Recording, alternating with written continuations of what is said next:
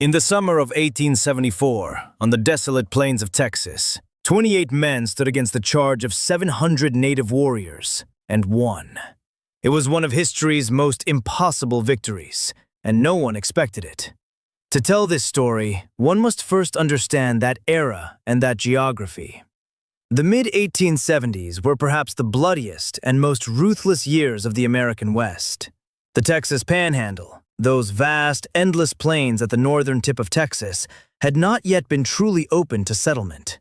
This was the hunting ground of the Comanche, Kiowa, Cheyenne, and Arapjo tribes, and these plains were filled with millions of buffalo.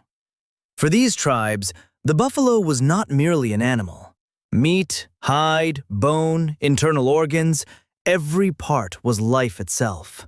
For the native peoples, the buffalo meant a source of livelihood, shelter material, clothing, tools, and even currency. The entire economy, social structure, and even religious beliefs of the tribes were shaped around the buffalo. For a Comanche warrior, a buffalo hunt was not just about finding food. It was a rite of passage, a display of courage, a way of life. But in the 1870s, something began to change. White buffalo hunters arrived on the plains. These hunters came for the hide trade. Buffalo hides were incredibly valuable in the East and in Europe. Belts were made for factories. Shoes and coats were produced. Even the belts of industrial machines were made from buffalo hide. The demand was very high, and the profits were incredible. A hunter could make a fortune in a single season. The hunters systematically hunted down the herds. Sometimes they dropped 100 or 150 buffalo a day. They would take only the animal's hide and leave, abandoning the rest to rot on the plain. Even the bones would later be collected and sold for fertilizer production. Nothing went to waste for the white man. But for the natives, everything was being lost. For the native tribes, this was not just a loss of resources. This was the destruction of a lifestyle, of a culture. The world of the natives had literally begun to collapse before their eyes. The tribes saw this, understood it, and decided to react. Some young warriors began to harass the hunters. Small skirmishes broke out. The tension increased a little more with each passing month. By the spring of 1874, the situation had reached a boiling point.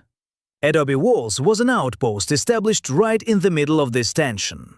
It wasn't a fort, it was a small trading post. A few stables, a store, a blacksmith shop, a saloon, that was all. Even its name was interesting. Adobe Walls. This place had been established as a trading post earlier in 1864, abandoned and then reopened in 1874. The structures were made of mud bricks or adobe. Thick walls, flat roofs, small windows. It was desert architecture. It kept cool in the heat and withstood storms. But no one thought these buildings would be used like a fortress. By June, there were only 28 people at Adobe Walls. Hunters, traders, a few shopkeepers. Among them were names that would later become legends. Billy Dixon was a 24-year-old young but talented sharpshooter.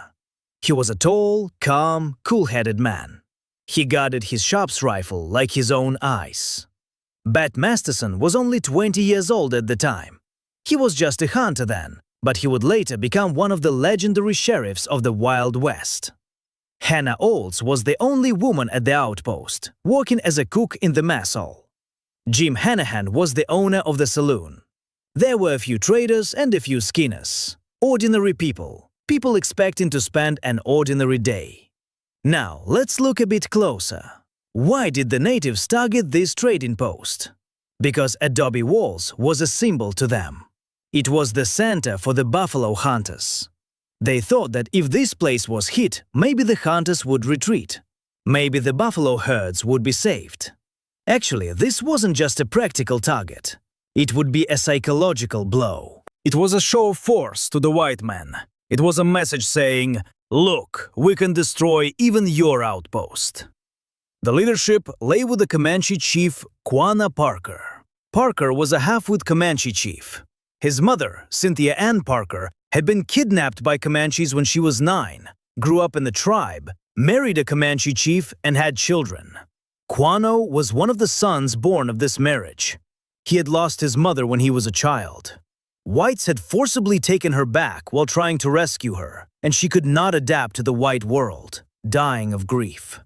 Quana hated the whites for this, but he also understood the power of the white world. He was intelligent, strategic, a man with a leader spirit. He was only 28 years old, but he was one of the most powerful chiefs of his tribe. Beside him were Kaya Chief Lone Wolf and Cheyenne and Arapcho warriors. Their total numbers were approximately 700. Some sources suggest this number went up to 1,000, but modern historians agree on around 700. 700 experienced, hard warriors who were willing to risk everything to protect their lands. These were not ordinary fighters.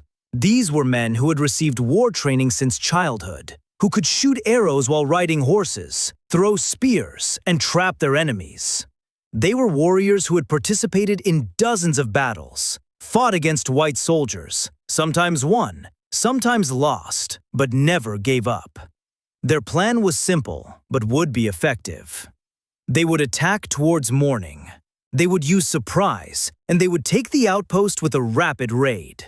Native war tactics were usually like this: fast, hard, unexpected. Long sieges and positional warfare were not their style. They won victories through mobility on horseback, speed, and shock effect. And this time, they were going to do just that. On the morning of June 27, 1874, before the sun had risen, the attack began. Native warriors charged adobe walls with their horses, bows, and rifles and war cries. This was a surprise attack. The 28 hunters were caught sleeping.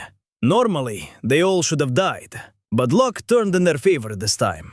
Around midnight, a ridgepole in Han Saloon had cracked and made a loud noise.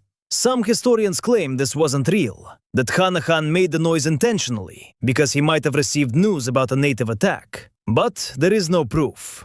In any case, a few men got up and were trying to repair the pole. Some were outside smoking due to sleeplessness. Towards morning, just as dawn was breaking, someone heard a sound in the distance. At first, they thought it was the sound of hooves. Then the noise increased. Someone looked out and saw the nightmare. Hundreds of mounted warriors were coming over the horizon in a wave. The sound of horseshoes was shaking the plain. War cries were coming with the wind. The sun hadn't fully risen yet, but the first lights had started to appear on the horizon. In that light, hundreds of silhouettes were approaching at a run on horseback. The hunters ran to the structures in panic. They shouted, banged on doors, woke the sleepers. Everyone grabbed their weapons. There were 3 main buildings at adobe walls, and everyone took shelter in the nearest one: the Myers and Leonard store, Henry Hand Saloon, and Rath store. Doors were slammed, bolts were drawn, windows were barricaded, rifles were loaded. And at that moment, fate changed. Because these 28 men were not just hunters. These were men who lived by the rifle to survive.